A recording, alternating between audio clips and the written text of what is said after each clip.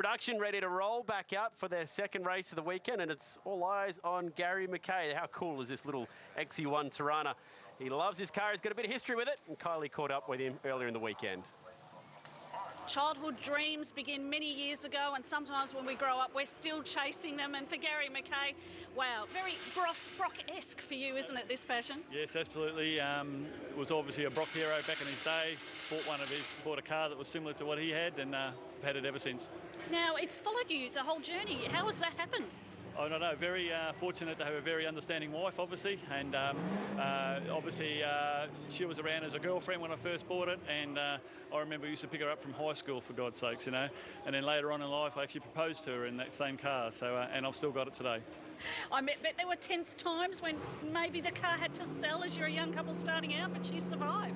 Yeah, absolutely. I mean, there was many times when we first bought the house that we needed curtains, and the curtains came second to car. So yeah, it was always there was moments, yes. And a real family affair even to this day. Yeah, absolutely. The girls have been dragged up through motor racing. They're always doing tyre temperatures, tyre pressures, plugging in computers, doing downloads. So they're always there, always to help. And what's she like on the track? What have you done to her? Oh, look, it's had lots done to it over that period of time. I mean, I could bore you for an hour of the stuff that's been done. But look, you know, it's not something that we just go out and build. It's been a progression, you know, over a long period of time. So it's got lots done to it. She might not be the quickest out there, you tell me, but she holds her own. No, definitely not the quickest. I mean, its days have been fast, real fast, long gone. But I don't do it to be first. I just do it because I love doing it. Good to hear. Have fun out there. Thank you. I'll certainly give it a crack. That's a really cool story, and there he is rolling out for his second run of the weekend. He's up from Victoria, first time up here in the territory racing, hence the sweat that he had going on. And what a bit of history that is. That's got Andy smiling. It's even got Mark Scaife in the commentary box smiling as well, bringing back some memories. That's cool. Love his enthusiasm and honesty as well in giving that interview. We don't hear enough of that sort of stuff, do we? I could just imagine now how that conversation about the curtains would have gone. Would have been a flat no. We're going to have to sell the Tirana, honey. We need some curtains. Yeah, I don't think so. That is awesome. And here he is, still racing it all these years later. And that is a really cool story. So well done, Kylie, finding that one in the improved production class. They were out earlier today. Ripper race. This bloke won it by 17 seconds. And he only led 7 laps of the race. So do the math. He absolutely brained them earlier this morning. Didn't win the race to turn 1, but did win the actual race. And the 65, you can see him getting some heat in the tyres. He was probably best on ground in terms of just pure entertainment. He'll be lining up with some cars to pass. They all queue up behind the Newlon Falcon of Ray Hislop. John Caligari was leading the first lap earlier today, but just couldn't quite stick with him. Tim Playford and Rodney Jessup had some pretty good battles. It's a totally different fight, that one, Mazda versus Holden. Kevin Stoopman's back out there once again. Ross Salmon had a big slide earlier today in the Rentco Commodore. We've also got 2 different classes to watch out for with inside improved production, which includes the over and under 2 litre class, but also the Commodore Cup, which we've got Glenn Holdsworth running in. That is the father of Lee Holdsworth. Also got Bryce and Brad Fullwood out there. Bryce Fullwood, a Super 2 racer, and always likes to try and race at the home track. So lots to watch out for. Big grid, 16 rows of cars. And wait till you see them lined up on the grid, because it's super impressive when you see it like that. Kylie, it's a grid full of characters and they all love to go racing. That's so true. Spare a thought for Peter Cassato.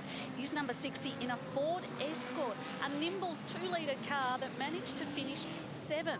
And didn't he like to rub it in? Anytime a 2-litre car can finish ahead of so many big horsepower race cars, there's bragging rights to be had.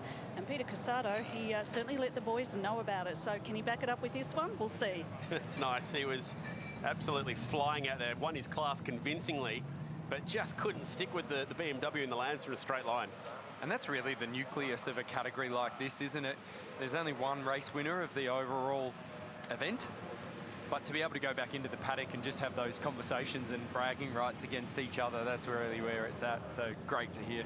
Got a favourite out there, Andy? There's lots of variety. I'm with you. I'm liking that BMW. I think that's pretty cool, you know. I'd love to see it. It's something almost like straight from the set of the Transporter movie, isn't it? You know, a couple of guns in the back of it and off they go. It's a cool looking bit of kit, very 90s. Cool. That thing of Ray Hislop's is a weapon. It was doing over 260 k's an hour in a straight line. Here's your little Beamer. That's cool. And let's put that into perspective of Hislop. The supercars guys are only doing 270 k's down the main straight here before they get to the braking zone. So he's literally 4 or 5 k's slower than those guys in improved production. 266 kilometres per hour in that last practice session for Shane Van Gisbergen, so we'll compare it when we get to it. Alrighty, let's go racing. Still queuing up at the back of the field. 31 entries, if you don't mind. And we've got, like we mentioned, Bryce Ford running Commodore Cup, but his dad's also out there as well. They're nearly set. The officials out here doing a great job because it is steamy. Look at the heat. Green flag. Green flag. Coming off the grid as we get ready to go racing with the second time in improved production. It's an all V8 front row.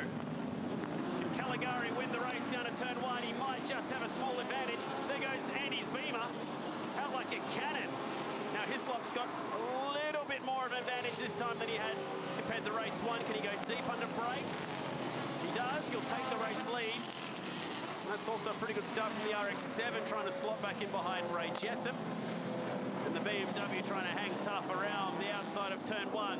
They're almost 3 wide at the exit. Jessup takes that spot away. Now watch out for that RX-7. It has been seriously quick. Zach Hudson's his name. He's only a youngster from Queensland, and here he goes to the inside. Does Jessup know he's there? It's going to be tight. He's got it done. Nice move at turn 5.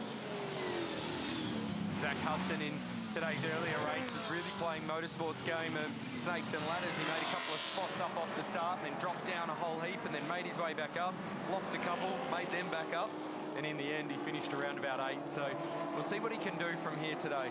Certainly trying. Trick Trailers Andrew Stootman, 4-wheel drive Lancer. Completely different. Here comes the little under 2-litre Escort having a crack. Time to stretch the legs down the front straight. We'll go Mazda versus Mazda, RX-3 versus RX-7, Hudson versus Playford. Down the front straight, let's drag race. The older model to the inside, has it got the horsepower? I like this. That Playford thing's got some poke in a straight line. These two are neck and neck. Over 200 k's an hour. Who have you got for the win here, Chad? I'll back the young fella because I know he's aggressive. That thing is squirming down there at turn 1. And he makes it stick. So Playford relegated a spot. To be honest, there wasn't much in it in straight line speed, was there? Hudson had, according to our data, 6 k's per hour advantage. So 228 to 222. That's a solid drag race. We were talking about it earlier in race 1. The sheer angle of camber on the front of that RX-7, car 65, is unbelievable. There's no other car this weekend like it. Oh, this is going to be tight. The Beamer and Jessup in the big Commodore, banging panels. That was aggressive. And now, oh, that'll be tight with Stootman going through. I wonder if he's hurt the steering on the little BMW.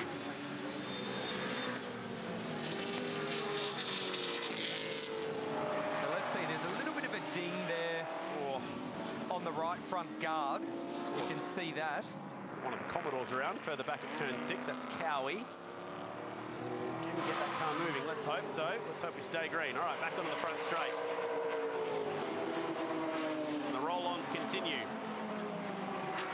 That's Bryce Ford in the 24. He's probably in top gear already. Trying to reel in the cars ahead of him, but hasn't quite got the power. It's like he's got an elastic band hooked into the back of those cars. He gets to the straight and he drops off the back of them, and every time we get to a braking zone and some corners just like this, slingshots himself up onto the rear of this group. Doing everything he can to get by. What's Braun got here in the 86?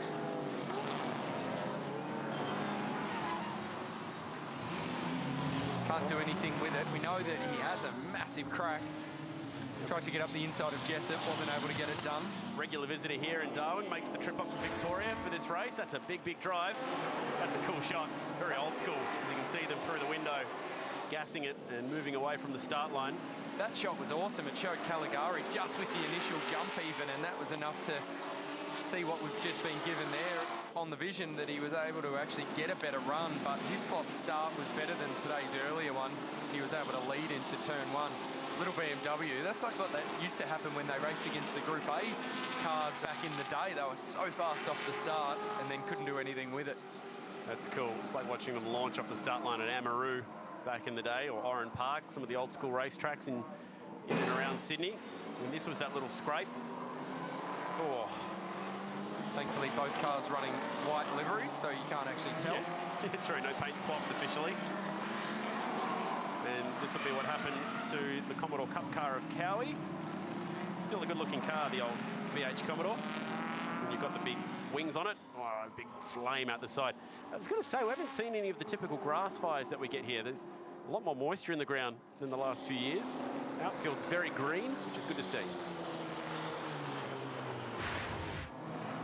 It's that little battle pack that's still raging behind the 78 of Tim Playford. So Playford, Jessup, Stoopman, Braun, Casado trying to go with them in the little under 2 litre car. Doing a good job of hanging on to this pack. Driving the wheels off that Escort. Take you on board with Bryce Forward. Tells me driving a 4-speed, Andy, here this weekend. The biggest difference is just the sheer gear ratios when you drop it into top gear. We'll see it when he gets onto the front straight. Such a big difference. We're back into second gear. We'll try and get a move up the inside. The experience of Bryce Forward makes that move stick. Nicely done. Here we go. So watch the gears up to third, across the gate. Oh, and a misshift, unfortunately, from Forward there. He was looking in the mirror to see where Burgess was. And gets picked off as a result. Sorry. That'll be Smith. Cruising by. That's how much the missed gear hurt him. Third gear, second, using the revs to pull that car up. Had to put a new gearbox in it this week as well. And why that was important for Forward to make that move at the final corner was now it'll give him the opportunity to be up beside Smith through here. If he can get up the inside of him at turn 4, 5. Which I'm just waiting to finish my sentence because today I'm proving that I can call it wrong every single time. Why it was important, mate, was to limit some of the loss that he's got going down that front straight. So even though he knew he was going to get past, Little loft tap. Even though he knew he was going to get past in a straight line, it gave him the opportunity to be much closer down at turn 1, and now he's in the fight. And you can see these two guys are dropping off the back of Salmon and Issa Racina up ahead. Let's see if he does it again. He was fast into here. Is Smith going to cover him? The problem here for Smith could be that rear bar here as well, going down the front straight at 250 k's an hour. If any wind gets under that, there goes Bryce. He knows he's just a sitting duck out there in the front straight. I'm going to call that shake of the head, Chad, was because it's taken him a lap to work out that the mistake before cost him dearly. And he's like, oh man, I got it right this time. Yeah, too late. Here's his dad. Brad, Forward, the other B Forward in the field. They live quite close to the track, actually, the Forwards. Bryce was telling me earlier in the week, it's just so hard to be a race car driver from this part of the world. He's chasing around our new favourite XE1 driver in McKay, who's made the trip all the way up. It's Gary McKay in the XE1, all the way from Victoria, his first time here racing in Darwin, which is so cool to see. Meanwhile, back at turn 13, that was the move a couple laps ago where Forward got it done and then had the misshift. One spot up and then one spot down. It was decisive, wasn't it?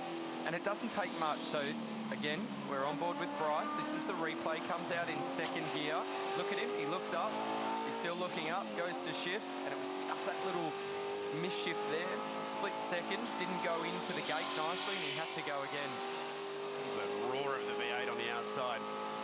So cool to see those guys scrapping. This is what I was talking about earlier with the Hudson RX-7.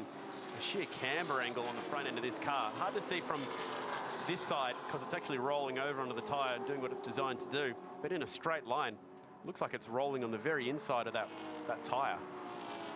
Interesting tyre wear on it. And you need to be careful not to be too greedy when it comes to camber. For me, when I watch it from here and I look at Hudson trying to stop that car over the back when it lands on the curb, they've probably got a bit too much camber on it, but they know what they're doing. Small mistake from Jessup, and they're all jumping on him. Braun tries to go around the outside. He's going to do some off-roading in the little BMW.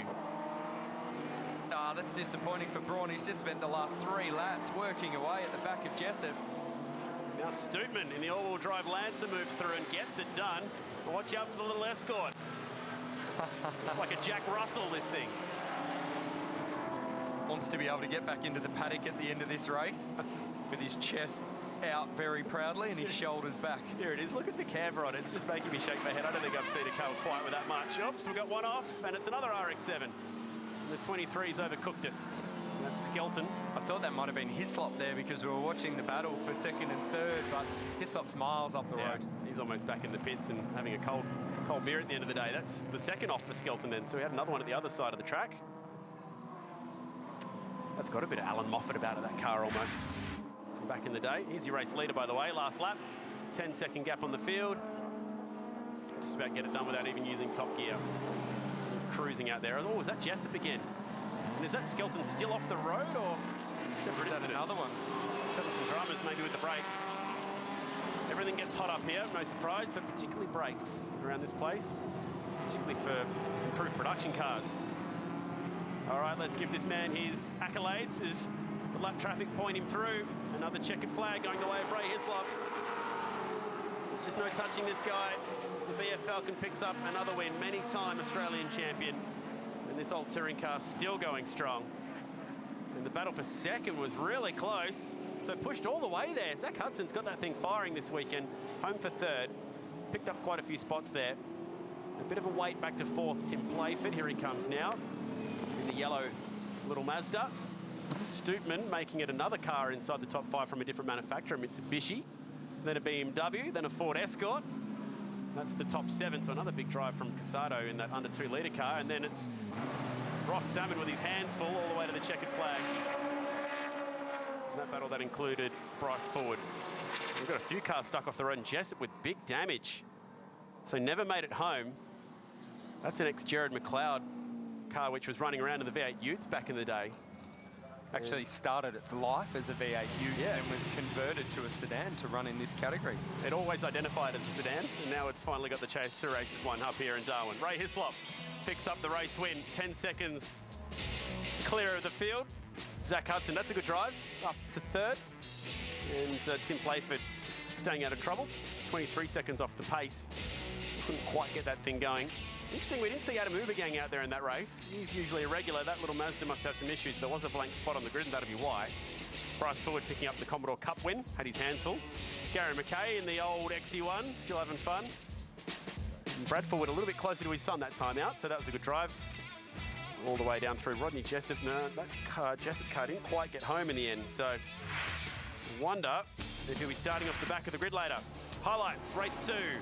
Improved production always puts a smile on your face, this category. And Caligari again takes home honours for winning the jump off the start, but Hislop this time, much better second phase and was able to lead the field through turn 1 and every single lap of the race. So much to look at in this category, all the different cars. There was the rub between Braun and Jessup.